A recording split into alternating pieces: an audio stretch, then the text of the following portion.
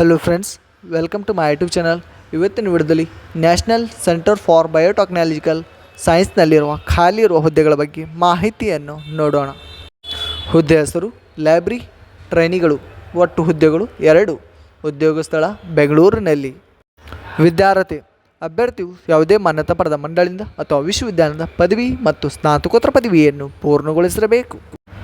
ವಯೋಮಿತಿ: ನೇಮಕಾತಿ ಅಧಿಸೂಚನೆ ಪ್ರಕಾರ ಅಭ್ಯರ್ಥಿಯು ಗರಿಷ್ಠ ವಯಸ್ಸು 1/7/2024ರಂತೆ 28 ವರ್ಷಗಳನ್ನು ಹೊಂದಿರಬೇಕು.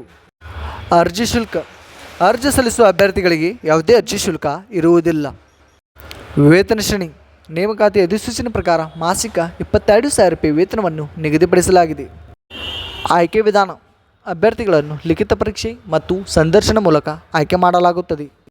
ಪ್ರಮುಖ ದಿನಾಂಕಗಳು: ಆನ್ಲೈನ್ನಲ್ಲಿ ಅರ್ಜಿ ಸಲ್ಲಿಸುವ ಪ್ರಾರಂಭ ದಿನಾಂಕ 3/10/2024. ಆನ್ಲೈನ್ನಲ್ಲಿ ಅರ್ಜಿ ಸಲ್ಲಿಸುವ ಕೊನೆಯ ದಿನಾಂಕ 10/10/2024.